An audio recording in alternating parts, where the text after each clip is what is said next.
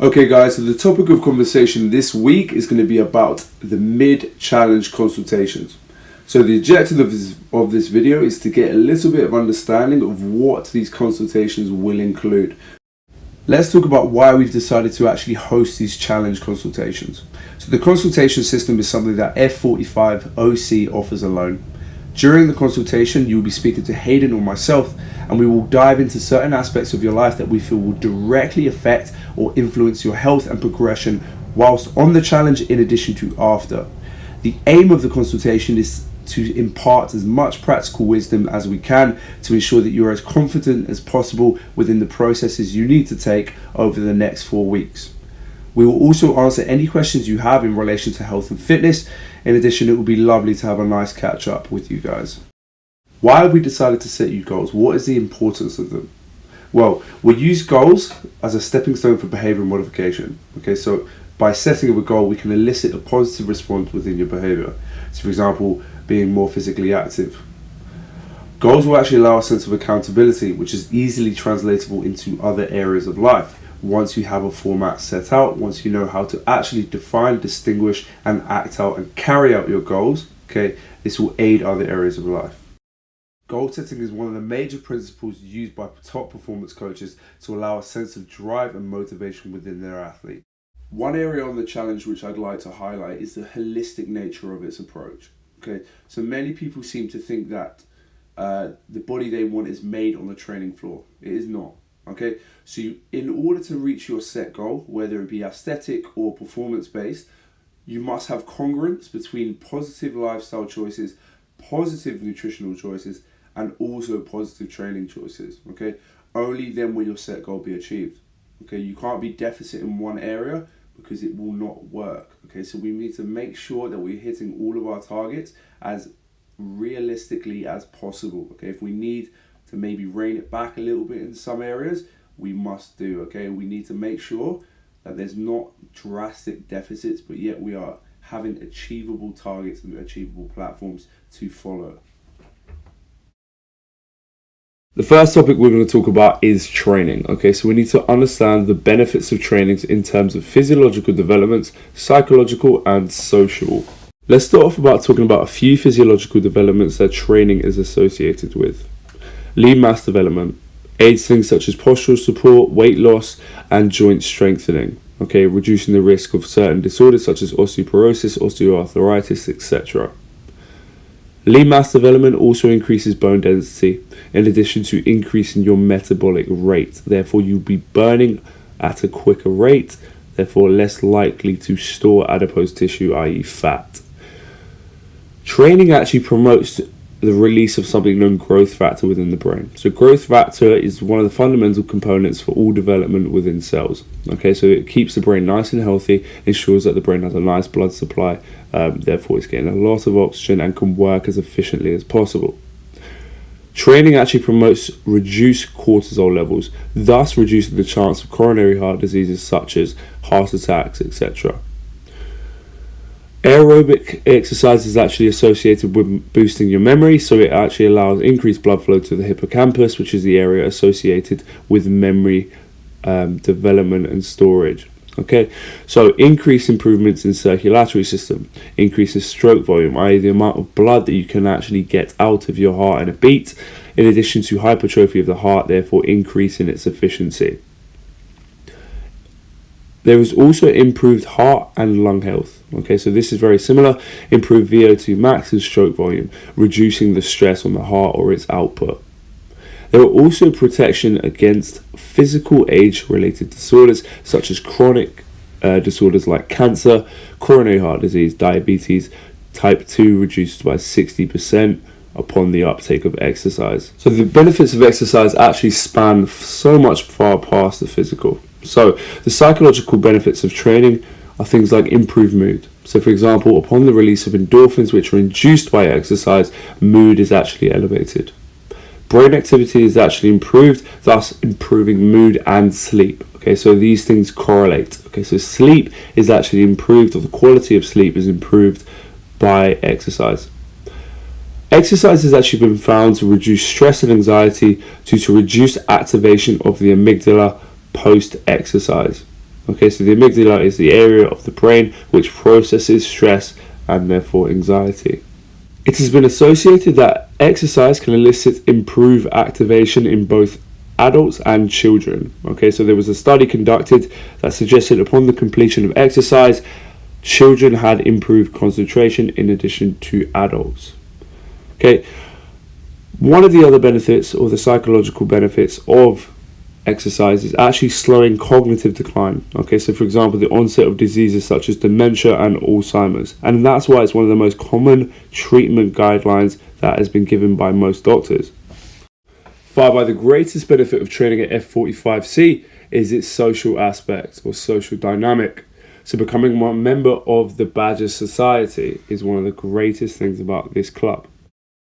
One of the biggest driving factors is that team cohesion, that idea of belonging to something. Okay, that can be one of the most positive driving factors for development. Okay, you have your peers to look towards. You have, for example, Haydn and myself, who are going to be your leaders for this challenge. Okay, so we will actually, as a unit, as a community, we will support and aid each other. So now let's talk about how we're going to step up our game. So a sudden decrease in notable results is known as a plateau. Does that sound familiar? It definitely does to me. Plateaus are very hard to overcome and often very disheartening. However, with the use of minor adjustments to what's known as the principles of training, we can actually overcome this process. Let's start off about talking about adaptation. So what is an adaptation?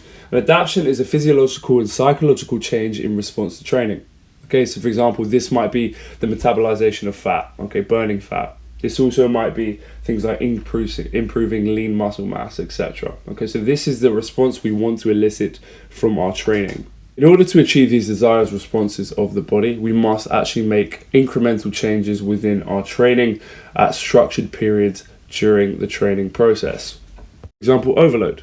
Overload involves increasing your level of output incrementally to allow the body to gradually adjust to training. Okay, so for example, in terms of increase in volume, frequency, and load.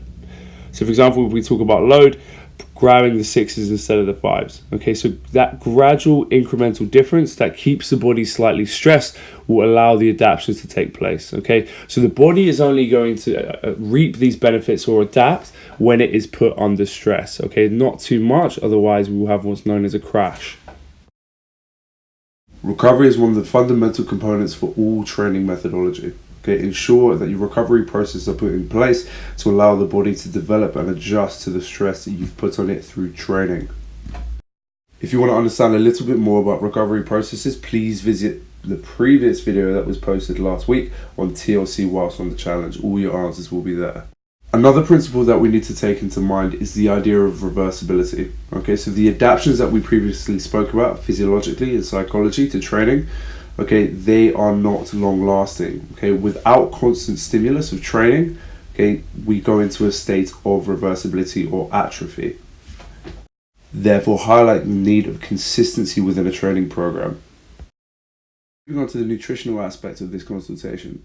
The challenge diet is based on what's known as a calorie deficit. So when on a calorie deficit, your expenditure is higher than your daily consumption. Okay, this means that in order to balance this out, you'll metabolize energy stores within your body, hopefully in the form of fats, thus aiding the transformation process. However, the value of good nutrition extends far beyond fat loss. Adequate vitamins and mineral intake will aid functions in the body such as immunological responses. Phytochemicals found in fruit and vegetables contain antioxidants which will reduce the risk of cancer and other disorders, actually neutralizing what's known as free radical impact. Okay, reinforcement of bodily structures in the form of things like calcium and magnesium and protein, okay, which will actually reduce things like bodily degeneration, things like osteoarthritis, osteoporosis, etc. Energy levels are actually directly influenced by your body's food consumption. So the nutritional aspect of the challenge is actually based on a very simplistic principle. So this principle is the idea of calorie restriction. So by restricting your calorie consumption, you are putting yourself into that state of a calorie deficit that we spoke about earlier. The challenge diet's only downfall is it's somewhat strict. Okay, in addition, the consumption of food may be too far away from your common eating habits, therefore going cold turkey is somewhat unrealistic. We need to understand there's variation in between people. So for example, people will require different amounts of food depending on their activity levels, depending on their genetic metabolization of certain macronutrients, etc. During the process of the challenge, we need to make sure that the diet aspect is somewhat bearable in addition to enjoyable. Okay, so actually looking over the F45 diet program, it's actually very well done. However, it might be too far away from most of your eating habits, so therefore gradual changes might be a better response, okay, if you're not actually able to commit fully to the diet. It's not an all or nothing approach, okay? We can make small, minute changes, okay, as long as they're positive. Positive decision making is actually influenced by a positive environment. If you're in an environment that's supporting these changes are able to be made, you need to minimize the decisions or the negative decisions that you have to make. If you're not actually able to fully follow the diet, there are some manipulations which I suggest you make. For example, cutting out processed foods as much as possible. If it's not actually naturally developed, there is a big chance that you shouldn't be eating it. Something like a donut as opposed to something like a vegetable. Fruit and veg should actually be increased, okay, within most people's lives. However, with fruit, we need to manage it, okay, because excessive quantities of fruit can have negative aspects or negative effects. With your consumption, I'd suggest quality over quantity, okay, so I always choose the quality options in terms of my food. So for example, consumption of quality meats. Okay, the better the quality of the meat, the reduced chance of things like carcinogenic effects, etc. I always use an analogy of a Ferrari. So, for example, if you want your body to perform like a Ferrari or a top sports car, you need to fuel it appropriately. Okay, so the top value food for the top value machine. Don't stay away from all fats. There are some fats that are actually very beneficial for you. So for example, things like avocados, fatty fish, etc. can be very beneficial for many processes in your body. Please look at the link that I'm also going to send you. It will actually go into a bit more detail about this. We need to also cook as often as possible, okay? You only know what's actually in your food when you cook it yourself. You should meal prep because it saves a little bit of time and it actually takes out the idea of a decision or a negative decision that could possibly take place. Another thing is we actually need to understand what our body wants. We need to be reactive. So for example, if I've got a point where I can feel my body is in quite low energy, I then need to increase my calorie intake to accommodate for this, okay? We need to make sure that we are not starving ourselves. The body only works efficiently when it is provided with enough fuel. Okay, this will allow the body to, one, recover from the toll of exercise, and two, perform to a point where we can allow these adaptations to take place. So do not, whatever you do, strive away from food when you need it. I would finally suggest a removal of what's known as a trigger food. So a trigger food is a food that we have a certain affinity to. So for example, where it be a Diet Coke, a croissant, Tristan, or an Aperol Spritz, okay, Haydn. What we need to make sure is we're reducing these foods within our consumption, with the idea that these trigger foods will no longer impact our diet. Okay, the problem with these trigger foods is they actually set us up for further poor decisions with our food.